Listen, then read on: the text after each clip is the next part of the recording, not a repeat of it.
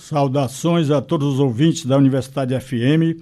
Eu sou Bosco Arruda, professor titular aposentado do Departamento de Engenharia de Produção da UFC, e este é um programa de iniciativa da ADUFS, Seção Sindical do Sindicato Nacional dos Docentes de Nível Superior Andes, cuja diretoria de assuntos de aposentados eu tenho a honra de ter assumido na gestão 2025-2027, Democracia e Luta, ADUFS em Movimento.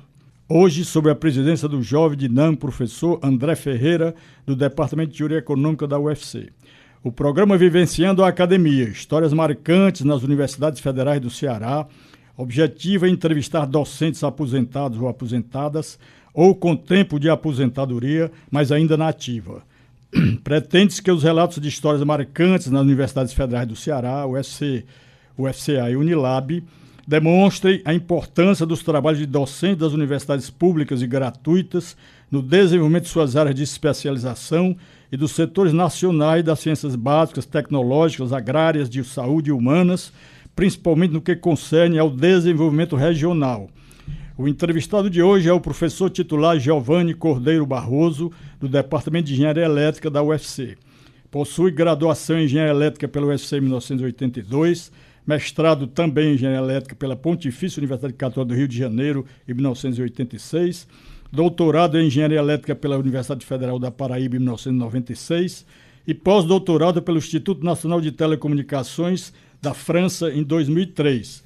Tem vasta produção acadêmica em ensino, pesquisa e extensão na área de Engenharia Elétrica e ensino à distância, com ênfase em controle supervisório, redes de petricoloridas, smart grids, algoritmos evolucionários, análise e modelagem de sistemas produtivos e avaliação na educação à distância. Apesar de já ter adquirido o direito de aposentadoria, continua na ativa e é revisor de periódicos internacionais de sua área de atuação. Boa noite, professor Giovanni, obrigado pela participação neste programa. Gostaria de iniciar esta entrevista bate-papo com a seguinte pergunta: onde que você nasceu e estudou até a tua formação pré-universitária? Se seguiu algum exemplo familiar ou foi influenciado por algum ou alguma professora? Boa noite, professor Bosco. É muito bom estar aqui falando com todos vocês. Eu nasci no distrito de Assunção, em Itapipoca, de onde saí ainda com 2 meses para a sede de Itapipoca. Fiz meus estudos até o primeiro ano do 2º grau, lá em Itapipoca, e o pensamento era vir para Fortaleza para continuar os estudos, porque em Itapipoca o 2º grau, infelizmente, era muito fraco na época. Apareceu um amigo nosso, que era da Marinha Mercante, ele passava 6 meses no mar e 6 meses em terra, e disse que existia a escola técnica, que a gente nunca tinha ouvido falar, que tinha uma prova de seleção para entrar na escola técnica. E aí nós dissemos, mas como é que a gente vai entrar na escola técnica? E ele disse, eu vou ensinar vocês.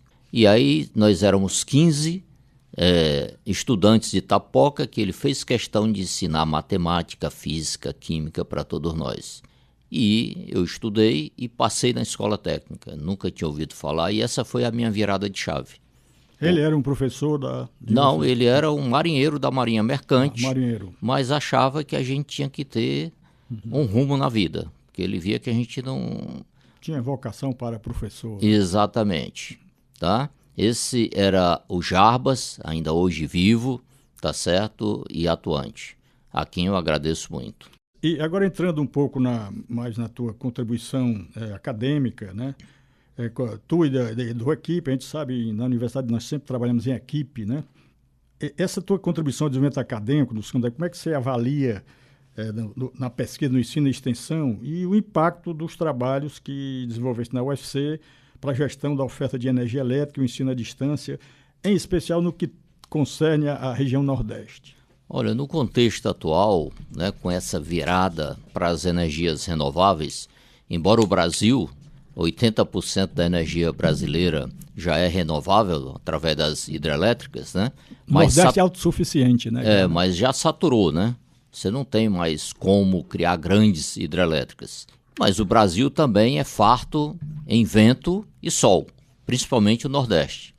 Então, com essa virada, né, para que a gente possa ser autossuficiente em energia e que cada um possa ter sua própria energia através do seu telhado, Então a gente precisa de métodos que façam com que a gente aproveite esse novo boom de energia para que a gente possa viver melhor, cada um de nós. E isso pode ser feito através de metodologias em que posso utilizar essa energia, tanto para consumo próprio, e o excedente dessa energia, cada um de nós pode, então, disponibilizar para a comunidade. Então, existem vários... da solar, né? A eólica é mais difícil. Né? A eólica, sim. Um investimento maior, né? Exclusivamente da solar. Então, hoje existem várias tentativas, né? Várias ações de comunidades energéticas, em que as pessoas se juntam não só para lucrar, tá certo? Mas para, em conjunto, melhorar a sua vida. De que forma? Todos possuem um telhado em que tem um teto solar e aqueles que têm energia sobrando contribuem para aqueles que têm menos energia. Através de cooperativas? Através das cooperativas, por exemplo. O MST é um exemplo disso. O MST tem num bairro aqui de Fortaleza também, que eu esqueci o nome agora, infelizmente, Palmas. Tá? Eles também já têm uma cooperativa com energia solar, em que a comunidade, então, através, né, dessa cooperação, tá, se beneficia. Bom, e passando agora com relação, você é um pesquisador de estratégia para automação e controle inteligente de redes elétricas de distribuição, né? Incluindo a otimização e o conforto de usuários residenciais no Ceará. Eu te perguntaria, no que concerne a gerações hidrelétrica, solar e eólica, qual o panorama resumido que nos daria dos resultados atuais das tuas pesquisas? Hoje em dia, por exemplo, você pode ter uma casa toda ela, da parte da eletricidade, né? E eletrônica, toda ela programada. Tá? Então você pode programar, por exemplo, ligar a tua máquina de lavar às 2 horas da manhã, sem que você tenha que ir lá fazer essa ligação. No Brasil, atualmente, você tem um preço, um custo de energia, que ele é único para as 24 horas. Mas isso vai mudar muito rapidamente, tá? A tendência é que o preço da energia no horário de 6 da tarde até as 9 da noite, né? Ou de 18 às 21 horas, esse preço seja muito maior. E é exatamente o horário em que todo mundo está voltando para casa. Então você vai querer tomar um banho, você vai querer lavar a roupa, então você vai gastar muito mais energia. E é nesse horário que o preço vai ser muito maior. Então você pode fazer uma programação para tirar uma série dessas atividades desse horário, sem necessariamente você estar em casa. Mas isso através, no próprio equipamento lá do eletrodoméstico ou através de algum controle remoto? Não, a gente faz um equipamento que a gente chama de controlador, né, da energia, e só que ligado a todos os equipamentos através de uma tomada inteligente. Então essa tomada que vai ligar e desligar o equipamento. Isso é o que se chama de, em suma, a casa inteligente? Sim, exatamente. Fora isso, tem a questão também da segurança, que infelizmente a gente é obrigado a pensar, tá certo? Então, isso eu considero muito importante, porque isso otimiza o tempo das pessoas, né? Que você falou, faz uma coisa de madrugada, desde que não faça barulho para não acordar os vizinhos, né? Isso. É importantíssimo que certas atividades sejam feitas sem a presença das pessoas, que pode usar o tempo para algum uso alternativo mais nobre, não é isso? Só mais uma coisa, um dos meus alunos fez uma tese de doutorado em que a gente fazia uma programação baseada no humor. Então nós temos, por exemplo, crianças, né, que necessitam de cuidados, ou idosos que necessitam de cuidados. Então, baseado nessa condição, por exemplo, um ar-condicionado vai aumentar a temperatura ou diminuir a temperatura, tá certo? Você vai baixar ou subir uma cortina. Então, tudo isso também faz parte dessas pesquisas. O conforto do usuário sem aumentar o custo. E o humor que você estava falando com relação a quê? O humor é com relação hoje está chateado. Então evitar o estresse. Exatamente. E com relação você trabalha também com o ensino à distância. Qual é a tua avaliação da eficiência do ensino à distância?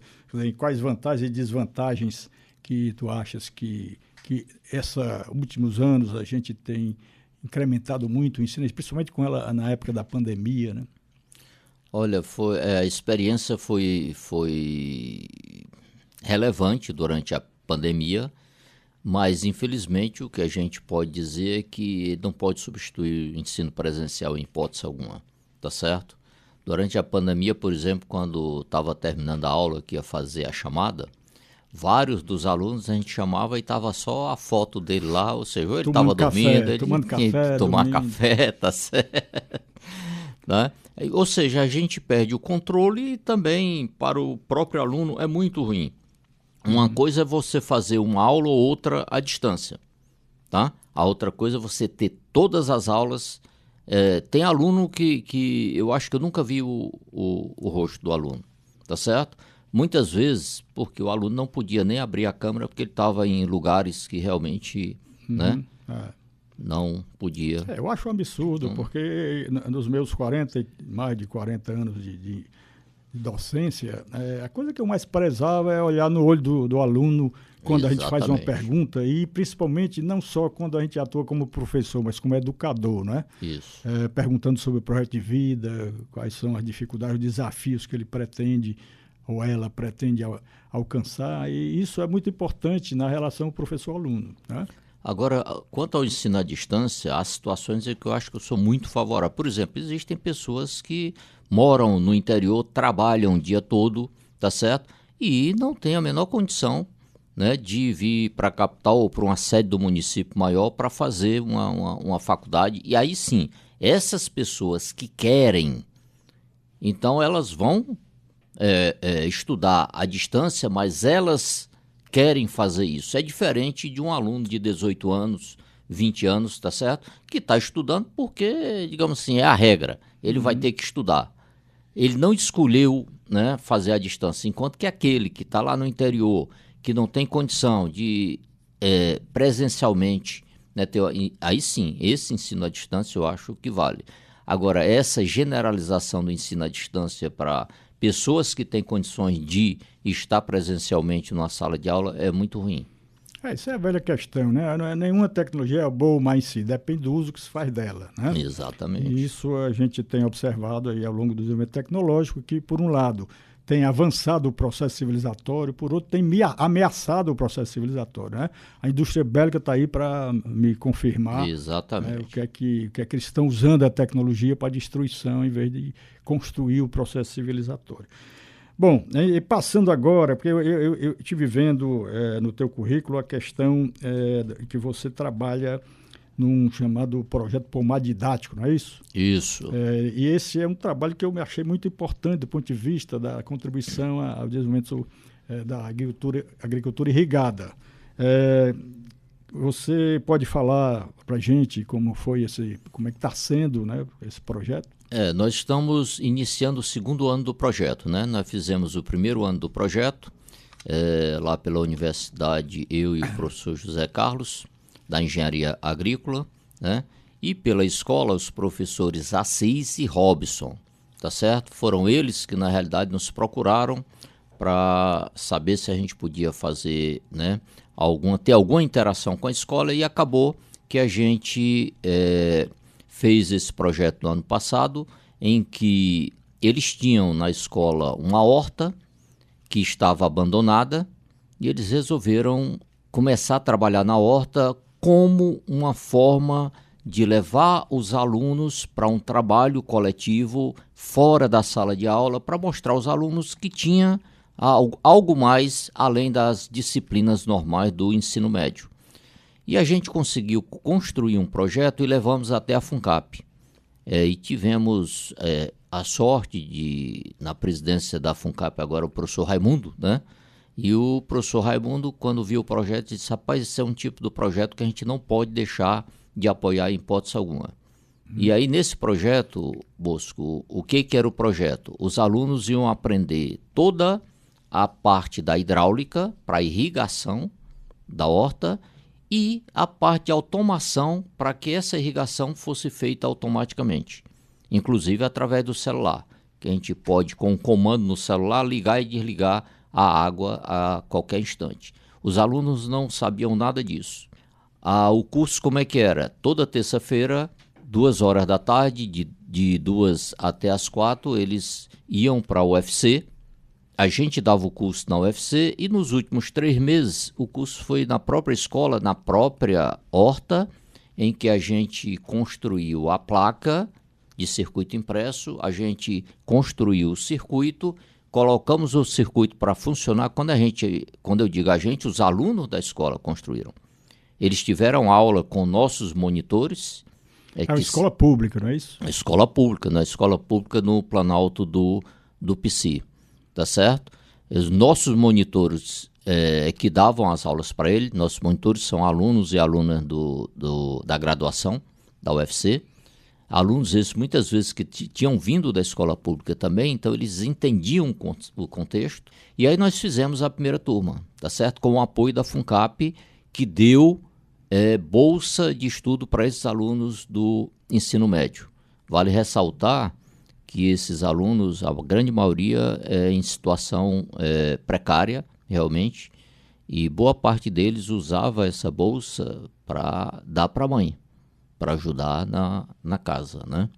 E esses alunos nunca tinham ouvido falar da UFC, tinham ouvido falar, mas não sabiam o que era. Estudam bem próximo, na rua Pernambuco, ali no Planalto do PC, próximo à rua Pernambuco, que é o muro do PC, mas eles não tinham a menor ideia do que era o PC. Então, toda semana indo... Você vê que nós precisamos de marketing na UFC, né? Porque tá certo. Você sabe que a universidade privada, todas elas, têm um marketing muito grande e a UFC parece que tem vergonha de mostrar o que faz, né?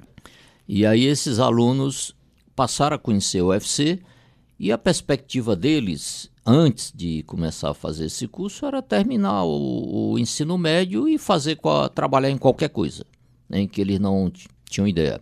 E hoje a grande maioria deles quer fazer o Enem. Então eles estão hoje no 3º ano, né? E estão estudando para valer para fazer o Enem. E nós começamos agora uma segunda turma, com os novos alunos que estão agora no 2º ano. E da turma passada nós temos hoje 2 monitores, ou seja, alunos que não sabiam nada, que aprenderam todo o conteúdo e hoje são monitores da segunda turma. Estamos novamente com o apoio da FUNCAP, tá? Com bolsa para esses alunos. Aí, entrando agora, eu sei, isso é muito importante, esse projeto assim como você, de inserção social, né? De contribuição, que isso é o papel das universidades, não é ganhar dinheiro por coisa, é a gente devolver para o dinheiro dos impostos que a maioria paga, né? A esmagadora maioria paga imposto. E todo mundo, quem compra uma banana está pagando imposto, né? E qualquer pessoa miserável que compra um cacho de banana está contribuindo para o dinheiro do orçamento governamental. Aí eu te perguntaria, assim, só para a gente falar brevemente, é um assunto vasto, mas você sabe que a maioria do dinheiro arrecadado pelo governo federal hoje, a maioria não, 43%, segundo o pessoal lá na Fatorelli diz, é para pagar os juros e amortização da dívida interna, né? Com juros altíssimos, que hoje é 14,75%, é a Selic. E isso, obviamente, vai estrangulando os recursos que podem ser aplicados em políticas públicas de desenvolvimento social e econômico, né? Cultural. E aí, o que é que você acha disso? Você já pode ter alguma opinião sobre isso? Pois eu tenho a opinião que é antiga de todo mundo, que essa dívida tinha que ser auditada, né? Então, nós estamos pagando essa dívida anos e anos a fio, sem nenhuma auditoria, sem nada, simplesmente se diz que tem essa dívida, que tem que ser pago, e infelizmente os nossos governantes atualmente dizem, primeiro paga-se a dívida, o que sobrar é que vai para a sociedade, e nunca sobra para a sociedade, só sobra para quem tem mais dinheiro, né? Porque claro que o governo deve para quem tem dinheiro. Então, infelizmente, a gente tem que acabar com essa roda viva. Mas eu acho que isso não é só a questão dos governantes, é a questão do povo esclarecer que ele está sendo ludibriado com essas políticas que realmente a pressão, fico pensando, rapaz, se a pessoa que é eleita presidente de um país como o Brasil, a quantidade de pressão dos grupos dominantes, né? Sim. Com relação a isso, inclusive inserindo pessoas que vão puxar o tapete do governante. Sim, então, o que eu estou falando é exatamente que tem um bocado de deputado, senador, que realmente é eleito por grupos financeiros e que dão apoio a esse tipo de política, né? É isso que a gente tem que acabar. Eles representam a elite, né? E eu concordo com você, realmente o problema é que o povo não é bem informado. E não, A informação, e não vota em função, não vota isso, bem, né? Em função exatamente, disso. em função da falta de informação, tá? Isso. Ou da desinformação que recebe a toda hora e a todo instante. A gente viu isso agora na eleição, nessa coisa do 6 por 1, né? Isso. Em que teve 22 representantes que votaram contra. E outros que disseram contra, declararam contra, mas votaram a favor, com medo da repercussão com o eleitorado, né? Isso é uma coisa que a gente tem que mudar mesmo. Esse Congresso está uma coisa horrível. A maioria, não estou dizendo todos, tem as várias exceções, mas a maioria está nisso aí. Mas mudando um pouco aqui, vamos falar sobre a questão dos sindicatos. Como é que você vê a importância dos sindicatos no que concerne a defesa dos direitos, da formação da visão de mundo, política, social e cultural dos docentes e das docentes, que nós, enquanto docente e docente, temos uma área de influência muito grande, muito importante, e que é preciso exercê-la devidamente para o progresso do país e do processo civilizatório. O que é que você diria sobre isso? Rapaz, eu diria, Bosco, que sem esse sindicato, eu acho que a universidade já tinha acabado. Tá? Porque a pressão para acabar com a universidade pública é muito grande. Tá? Então, o sindicato, criado pelos professores a muito custo, a muita luta, a partir da época da ditadura militar, é que sustentou essa luta pela universidade pública e gratuita. Claro, junto com os estudantes, junto com a UNE, em muito tempo, né? Infelizmente, eu acho que os sindicatos perderam muito espaço. Da época do Fernando Henrique, quando ele realmente quebrou os sindicatos, né, petroleiros, bancários, realmente os sindicatos perderam muito espaço e muitos trabalhadores, que hoje se acham empreendedores, né, não se acham trabalhadores, e é interessante que... São patrões de si mesmos. Patrões de si mesmo, né, acham que o sindicato só faz tirar parte do seu dinheiro mensalmente. Mas a nossa luta sem um sindicato, ela não existe, tá? O sindicato é essencial para que a gente possa continuar combatendo essa hegemonia do capital. Nosso sindicato nacional, que é o ANDES, né, da qual nós somos uma seção sindical, são quase 90 mil docentes das universidades, né, públicas, federais, e ele tem uma força muito grande. E nós da ADUS estamos cada vez mais tentando contribuir através dos grupos de trabalho, que você faz parte, né? O Grupo de Trabalho de Ciência e Tecnologia da ADUS e vários outros colegas. E a gente até tem convocado os colegas para que venham somar com esse esforço para a gente poder contribuir com o grupo maior do Andes e esse grupo do Andes politicamente possa influenciar nas políticas de ciência e tecnologia do país, né? Mas aí passando um pouco para essa questão do sindicato, você participou de muitas ações, foi representante, né, do sindicato, você participou de alguma diretoria? Não, já concorri, né? Concorreu. Perdi uma eleição por um voto. Perdemos, né? Por um voto, mas a gente pediu recontagem, aí aumentou em 100%, a diferença foi para 2 votos.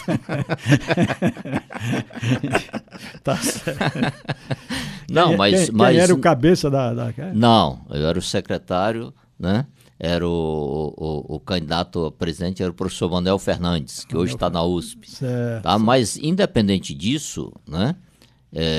Eu sempre fui ativo no sindicato, não precisa ser da diretoria para que a gente participe efetivamente, tá certo? Com certeza. Tem o Conselho de Representantes e tem quem Isso. mesmo não é do Conselho pode estar sempre, convocamos sempre para que se aproxime do pessoal do sindicato e dê a sua contribuição em cada área de especialização. Então, para a gente tentar encerrar, o tempo está se aproximando aí, de encerramento, eu queria te perguntar se qual conselho você daria aos novos e às novas docentes, que hoje está muito renovado na universidade, né, cada vez mais, o pessoal se aposentando, alguns ainda ficam na ativa como você, tem essa energia toda.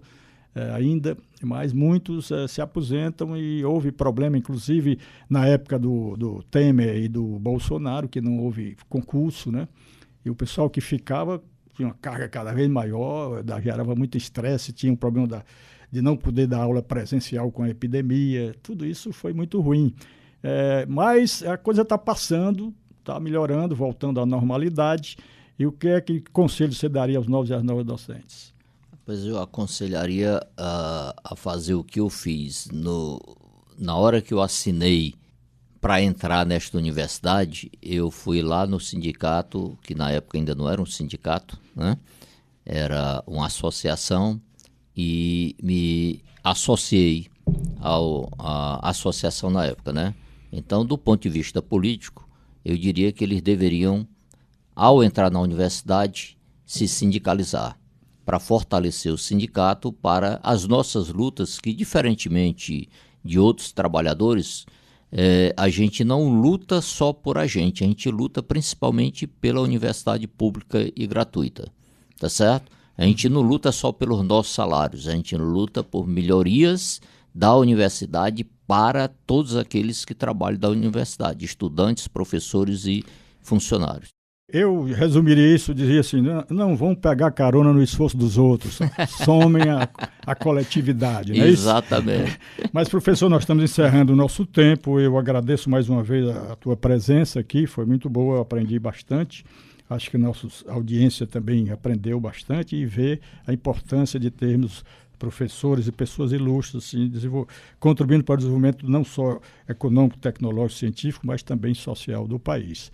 Pode dizer as suas últimas palavras, por favor? Eu queria agradecer por esta oportunidade, tá? E dizer que estou sempre à disposição quando necessário.